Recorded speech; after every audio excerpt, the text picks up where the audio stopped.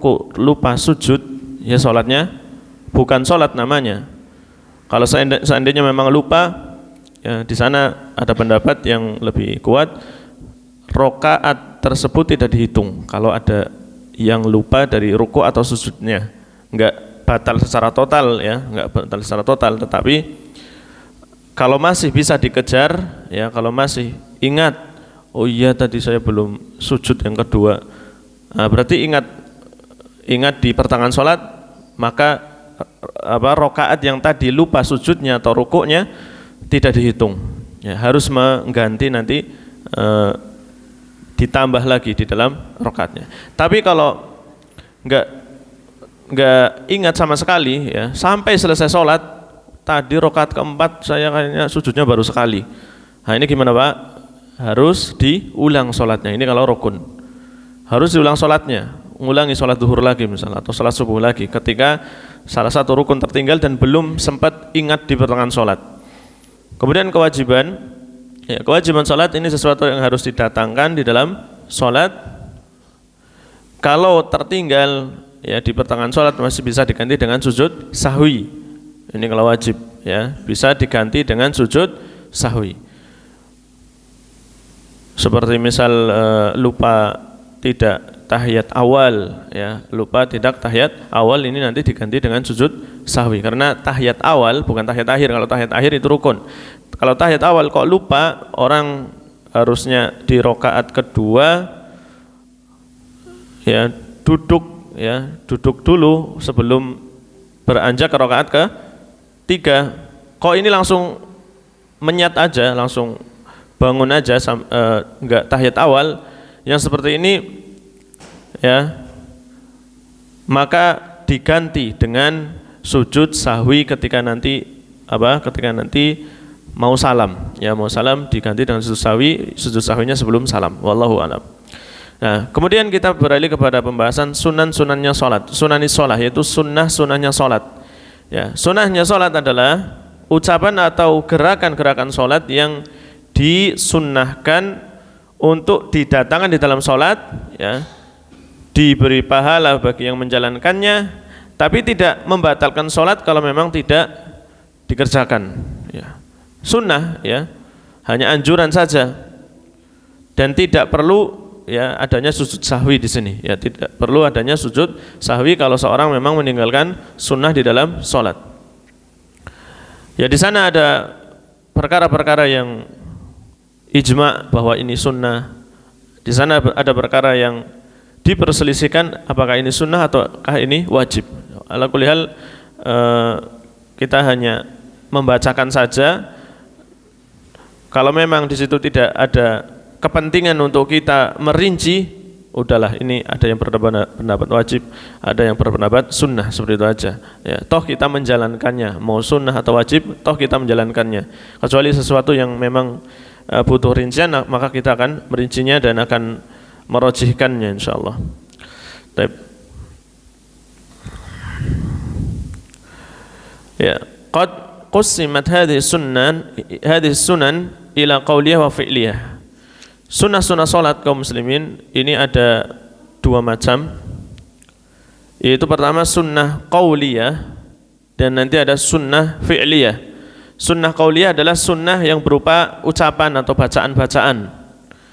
Kemudian sunnah fi'liyah adalah sunnah yang berupa perbuatan atau gerakan-gerakan.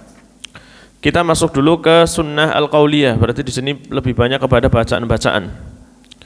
Al-qiraah, yang pertama adalah al-qiraatu ba'dal Fatihah. Sunnah yang berupa ucapan yang pertama adalah membaca ayat atau membaca suratan setelah kita membaca surat Al-Fatihah. Ya. Kalau Al-Fatihahnya rukun, ya Pak, ya. Kalau Al-Fatihahnya rukun. Nah, bacaan suratannya ini termasuk dari sunnah. Kalau sunnah berarti kalau dibaca ya dapat pahala, kalau enggak membaca suratan sudah mencukupi salatnya, tapi dia tertinggal keutamaan, ya, tertinggal pahala untuk membaca suratan. Membaca suratan atau membaca ayat setelah surat Al-Fatihah ini terhitung sunnah pada 2 rakaat yang pertama. ya pada 2 rakaat yang pertama menurut ijma'nya para ulama. Jadi tidak ada silang pendapat bahwa membaca suratan setelah Al-Fatihah adalah sunnah hukumnya. Pada 2 rakaat yang pertama, demikian pula kaum muslimin terkadang ahyanan boleh dibaca di rakaat ketiga ataupun keempat, ya. Boleh dibaca suratan di rakaat ketiga ataupun keempat.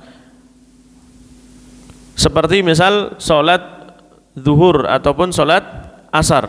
Sholat zuhur ataupun sholat asar.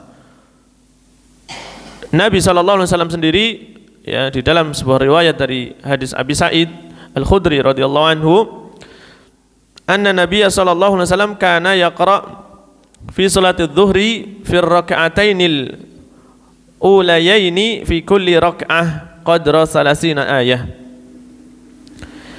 Nabi sallallahu alaihi wasallam terbiasa membaca di dalam salat zuhur, ya, di dalam 2 rakaat yang pertama, pada setiap rakaatnya sekitar 30 ayat. Subhanallah, ini 30 ayat pada salat zuhur di rakaat pertama dan kedua. Masing-masingnya 30, rakaat kedua lagi nanti 30 ayat. 30 ayat ya sekitar surat An-Naba 1 halaman lah, ya, banyak sekitar 1 halaman. Berarti salat zuhur, ya, salat zuhur aja 1 halaman ini di zaman Nabi sallallahu alaihi wasallam. Wa fil ukhrayaini qadra 15 ayah. Dan di rakaat yang ketiga dan keempat, 2 rakaat terakhir yaitu ketiga dan keempat, beliau membaca seukuran 15 ayat, ya, seukuran 15 ayat. Berarti setengahnya, ya Pak, ya, setengahnya. Memang disunahkan di dalam sholat kita, rakaat pertama itu panjang, atau rakaat pertama dan rakaat kedua sama lah, ya, sama panjangnya. Kemudian nanti rakaat ketiga dan keempat, ya, lebih ringan, ya, lebih ringan bacanya, jangan terlalu panjang. Kalau mau panjang ini itu harusnya panjang dari awal, nanti rakaat kedua mungkin agak sedikitkan lagi, rakaat ketiga sedikitkan lagi, rakaat keempat, ya, sedikit lagi. Jadi panjangnya itu di tengah, di depan, jangan panjang kok di belakang. Ini menyelisih sunnah Rasulullah Sallallahu Alaihi Wasallam. Taib, kaum muslimin, kita ulangi bahwa membaca suratan itu disepakati di rakaat yang pertama dan kedua. Kemudian terkadang, ya, kadang-kala saja boleh membaca di rakaat ketiga dan keempat, sebagaimana tadi hadis dari Abi Sa'id Al-Khudri dikeluarkan oleh Imam Muslim.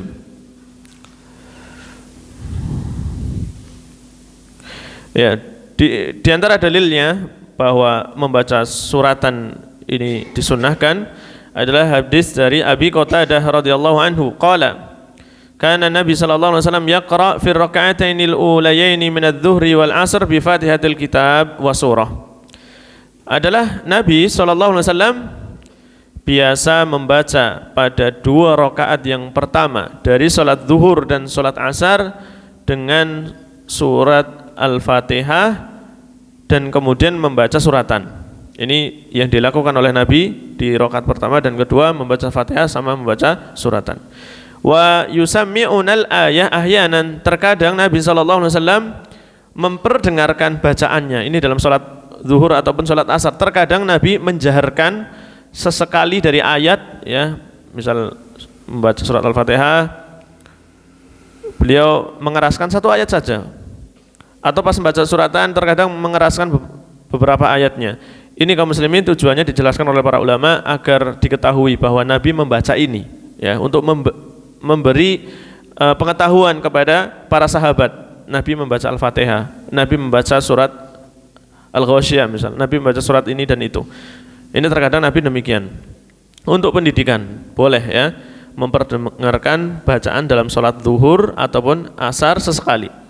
Wa yaqra fi raka'atainil ukhrayaini bi Fatihatil Kitab, dan Nabi sallallahu alaihi wasallam membaca di dalam salat zuhur dan salat asar di 2 rakaat yang terakhir, berarti rakaat ketiga dan rakaat keempat, hanya membaca surat Al-Fatihah saja. Ya, hanya membaca surat Al-Fatihah saja. Jadi ada 2 riwayat di hadapan kita kaum muslimin. Riwayatnya Abi Qatadah dan riwayatnya Abi Sa'id. Riwayatnya Abi Qatadah menjelaskan bahwa sholat zuhur dan sholat asarnya Nabi SAW di rakaat ketiga dan rakaat keempat tidak membaca suratan. Riwayat Abi Sa'id, ya, Al-Khudri di dalam sholat zuhur, ya, di dalam sholat zuhur beliau membaca suratan pada rakaat ketiga dan keempat. Maka menunjukkan bahwa di rakaat ketiga dan keempat boleh seorang membaca ataupun tidak membaca. Kemudian disunahkan pula tartilil qiraah wa tadabburiha bil ijma'. Disunahkan untuk membaca Al-Qur'annya itu dengan tartil dan dengan tadabbur. Ya, dengan tartil berarti enggak terlalu cepat, Pak, ya. Tartil berarti dengan dilagu, dengan sedang, jangan terlalu cepat atau jangan terlalu lambat sekali juga, dengan mujawad seperti itu, ya, yang qiraah yang untuk pembelajaran yang ada lagu-lagu kayak Bayati itu termasuk mujawad. Ini terlalu lambat, kalau untuk sholat tidak cocok, ya. Ya a'udzubillah, yang gitu ya Pak ya. Nah, ini terlalu lambat untuk sholat, tidak pas, karena itu mujawad digunakan untuk belajar, proses belajar mengajar Al-Quran, ya, untuk mengetahui detail rincian dari bacaan-bacaan secara rinci. Maka ini tidak dipakai dalam sholat. Yang dipakai di dalam sholat adalah yang tartil, yang kita kenal dengan murotal, misalnya, yang kita kenal dengan apa? Murotal. Ada murotalnya misal Syekh Sudais, ada murotalnya Syekh Musyair Rosi dan seterusnya. Nah, ini yang seharusnya digunakan untuk sholat. Jangan pula bacaan hadir yang cepat sekali, jangan, ya. Ini tidak sunnah, ya, tapi kalau memang ada, ya, ada yang membaca dengan hadir, ya, ada yang membaca suratan kok cepat sekali dalam sholat, tapi masih selamat tajwidnya, ya boleh, cuma tidak tartil, ya, tidak menjalankan sunnah di dalam sholat. Ya, tapi kita terkadang pula menjumpai imam itu membaca cepat, ya Pak, ya. Di Madinah sendiri pernah kita membaca imam membaca dengan cepat dalam beberapa kesempatan kalau memang dibutuhkan. Misal pas lagi hari Jumat itu kan disunahkan untuk membaca surat As-Sajdah dan surat Al-Insan di dalam sholat subuh. Ini kalau kebiasaannya kita, ya, akan lama sekali, ya, kalau menurut kebiasaannya kita, ya, surat As-Sajdah ini hampir 3 halaman, ya, 3 halaman, terus surat Al-Insan nanti 2 halaman, ya. Ini terlalu panjang kalau untuk ukurannya kita salat subuh, ya. Imam Syekh Al-Hudayfi ataupun imam salat di dalam masjid kampus ini biasanya membacanya panjang. Alif lam mim tanzilul kitabi la raiba fihi mir rabbil alamin am yaquluna iftarah bal huwal haqqu mir rabbika litundhira qauman ma atahum min nadhiri min qablika la'allahum yahdharun. Ini biasanya cepat untuk menjalankan sunnah. Ini tidak mengapa, wallahu taala a'lam. Tapi pada asalnya qiraah itu dengan tartil dan dengan tadabbur, dengan mendalami maknanya kalau bisa, ya. Maka kita hendaknya belajar bahasa Arab, ya, hendaknya membaca artinya sesekali di dalam membaca Al-Qur'an. Ini diperlukan, ya, wallahu taala alam. Kemudian sunnah yang ketiga, ini sunnah banyak sekali nanti, ya, mungkin akan memakan waktu yang lama. Disunahkan untuk meminta kepada Allah Subhanahu wa taala ataupun beristi'adah atau berta'awud, berlindung diri kepada Allah Subhanahu wa taala ketika disebutkan ayat-ayat rahmat ataupun ayat adab. Kalau disebutkan ayat-ayat rahmat, menyebutkan surga misal, menyebutkan tentang keutamaan-keutamaannya Allah Subhanahu wa taala, surat Ar-Rahman misal ada ayat tentang surga, ayat tentang nikmat-nikmat Allah yang diberikan kepada kita, maka disunahkan untuk meminta, Allahumma inni as'alukal jannah, misalnya seperti itu. Allahumma inni as'aluka min fadlik, dan seterusnya. Kalau ayat rahmat kita boleh berdoa ketika kita membaca, ya berhenti sebentar, Allahumma inni as'alukal jannah. Ya, tidak mengapa seperti ini. Atau ketika disebutkan ayat adab, neraka, hari kiamat, neraka, padang mahsyar, ya, kehancurannya umat-umat terdahulu misal, maka kita berlindung dari adab. A'udzubillahi minan nar. Allahumma ajirna minan nar. Boleh seperti itu. Kita berhenti sejenak, Allahumma inni a'udzubika minan nar. Berdoa demikian boleh. Karena Nabi sallallahu alaihi wasallam demikian. Diceritakan oleh Hudzaifah Ibnul Yaman radhiyallahu anhu qala shallaitu ma'an nabiyyi sallallahu alaihi wasallam dzata lailatin faftataha al-Baqarah. Aku pernah sholat bersama Nabi sallallahu alaihi wasallam di suatu malam. Beliau membaca surat Al-Baqarah. Yaqra'u mutarassilan. Beliau membacanya mutarassilan, bersambung. Ya. Idza marra bi ayatin fiha tasbih sabbah. Apabila Nabi sallallahu alaihi wasallam melewati ayat yang di dalamnya terdapat anjuran untuk bertasbih, misalnya sabbihisma rabbikal a'la, maka beliau membaca subhanallah atau subhana rabbiyal a'la. Ini tidak mengapa ya. Apabila beliau melewati soal permintaan ya, atau sebutkan rahmat maksudnya, maka beliau pun meminta kalau ada ayat yang berbicara tentang rahmat, karunia, maka kita minta karunia saat itu juga. Ini tidak mengapa ya. Wa idza marra bi ta'awud ta'awad. Kalau beliau melewati sesuatu yang memang hendaknya kita berlindung atau adab dan seterusnya, maka beliau pun berlindung. A'udzubillahi min dzalik, atau a'udzubillahi minan nar, Allahumma ajirna minan nar dan seterusnya. Tsumma raka'a, kemudian Nabi sallallahu alaihi wasallam ruku' di dalam salatnya. Di sini dikeluarkan oleh Imam Muslim. Masya Allah, ini Hudzaifah salat bersama Nabi membaca surat Al-Baqarah. Subhanallah ya. Panjang sekali surat Al-Baqarah. Ya, 276 ayat. Panjang sekali. Ini baru satu rakaat, belum rakaat kedua dan ketiga. Tapi ini salat malam ya. Ini salatnya Rasulullah sallallahu alaihi wasallam. Berikutnya, yustahab fi shalah an yaqul subhanallah idza qara'a qawluhu ta'ala sabbihisma rabbikal a'la. Benar. Disunahkan untuk membaca subhanallah ketika membaca sabbihisma rabbikal a'la. Ini ya, kalau ada imam membaca sabbihisma rabbikal a'la, boleh kita di belakang makmumnya yang mendengarkan mengucapkan subhanallah. Karena di sini perintah sabbihisma rabbikal a'la, bertasbihlah engkau kepada nama Tuhanmu yang maha tinggi. Maka kita di belakang atau kita sendiri imam atau yang sholat sendirian ya membaca subhanallah tidak mengapa. Ya disesepi ya, apa disisipi ya, disisipi dalam bacaannya subhanallah. Boleh juga dan demikian pula disunahkan untuk membaca subhanaka fabala pada ayat alaysa dzalika biqadirin ala ayyuhyiyal mauta. Ini dalam surah Al-Qiyamah. Ini tadi imam juga membaca ini ya, tapi kita enggak membaca subhanaka fabala.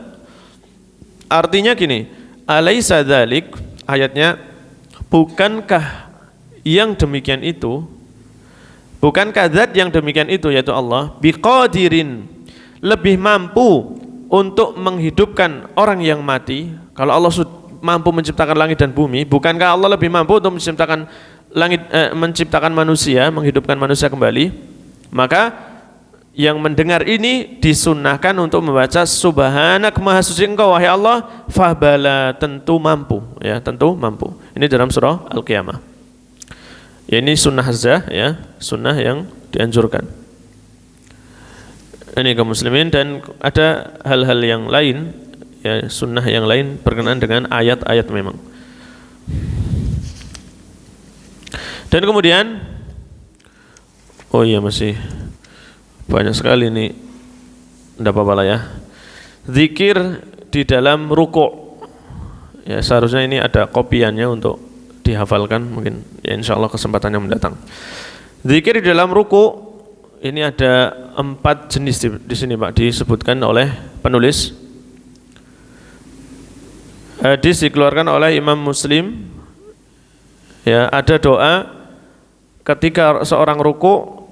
Ini doanya Allahumma laka raka'tu wa laka aslamtu wa bika amantu khasha'a laka sam'i wa basari wa mukhi wa 'azami wa asabi. Nah, ini doa ruku selain subhana rabbiyal azim ya Pak ya. Kan kalau kita ruku membaca subhana rabbiyal azim ini yang umum. 1 kali, 3 kali, 7 kali ataupun tanpa hitungan tidak mengapa. Ada doa lain, doa ruku itu Allahumma laka raka'tu. Wahai Allah, kepada Engkau aku ruku. Walaka aslamtu. Wahai Allah, kepada Engkau aku berislam, aku berserah diri. Wabika amantu, dan kepada Engkau aku beriman. Allahumma laka raka'tu walaka aslamtu walaka wabika amantu. Allahumma laka raka'tu walaka aslamtu wabika amantu. Khasha'a laka sam'i wa basari. Pendengaranku, penglihatanku, ya, daging dan tulangku, ya, dan persendianku semuanya khasha'a laka, tunduk kepada Engkau, ya, tunduk kepada Engkau. Ulang ya Pak ya. Allahumma laka raka'tu wa laka aslamtu wa bika amantu. Khasha'a laka sam'i wa basari wa mukhi wa 'azami ya wa asabi. Wahai Allah, kepada Engkau aku ruku, kepada Engkau aku berserah diri, kepada Engkau aku beriman. Pendengaranku, penglihatanku, daging, tulangku dan persendianku, ya, tunduk kepada Engkau wahai Allah. Ini doa yang pertama. Kemudian doa yang kedua, subhanakallahumma rabbana wa bihamdika Allahumma ighfirli. Subhanakallahumma rabbana wa bihamdika Allahumma ighfirli. Ini boleh dibaca untuk doa ruku ataupun doa sujud. Ini ya Pak ya. Ini Mbah Hanafi kemarin menanyakan subhanakallahumma rabbana wa bihamdika Allahumma ighfirli. Ini boleh dibaca sebagai ganti dari subhana rabbiyal azim. Kalau doa ini boleh untuk ruku ataupun sujud.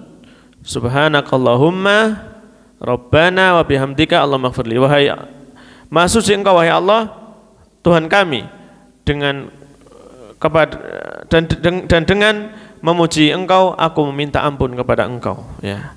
Subhanakallahumma rabbana wa bihamdika Allahumma ighfirli. Subhanakallahumma rabbana wa bihamdika Allahumma ighfirli.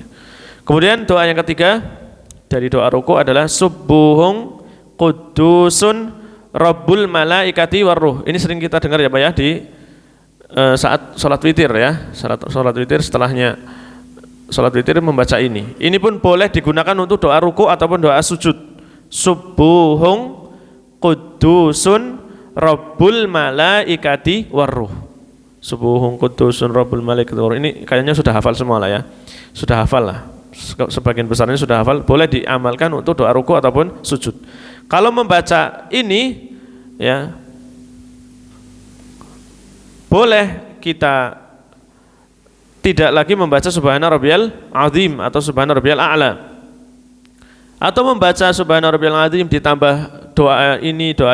Kalau ruku dan sujud boleh membaca beberapa doa sekaligus ya. Kalau dalam ruku ataupun sujud boleh membaca doa dengan berbagai versi ya sekaligus. Beda kalau doa istiftah. Kalau doa istiftah meskipun banyak hanya diperkenankan membaca satu saja. Karena di dalam ruku ataupun sujud kita diperintahkan untuk lama sekali ya. Dianjurkan untuk lama dalam rukuknya ataupun sujudnya. Ya, diambil kesimpulan oleh para ulama bahwa boleh di situ membaca berbagai macam doa yang ada. Subuhun qudusun rabbul malaikati warruh. Nah, kemudian yang keempat terakhir, subhana dzil jabarut wal malakut wal kibriyai wal azamah.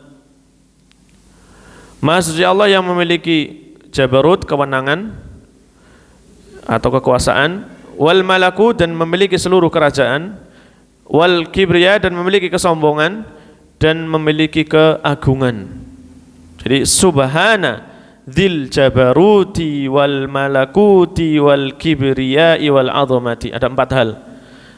Maha Suci Allah yang memiliki jabarut, memiliki malakut, memiliki kibriya, memiliki azamah. Ada 4 hal. Maha Suci Allah yang memiliki kekuasaan, kerajaan, kesombongan dan kebesaran. Ini boleh dibaca untuk doa ruku', demikian pula doa sujud ya. Subhana dzil jabaruti wal malakuti wal kibriyai wal 'azamati. Mungkin pertemuan yang akan datang kita akan kopikan ya biar bisa dihafal. Terutama mungkin bacaan-bacaan yang pendek ya bisa kita hafalkan ya kita hafalkan. Biar enggak itu saja doanya ya, biar enggak itu saja doanya. Mungkin ini kaum muslimin pada pagi hari ini apa yang bisa kita sampaikan dari monggo Pak. Kalau baca doa apa? Iya.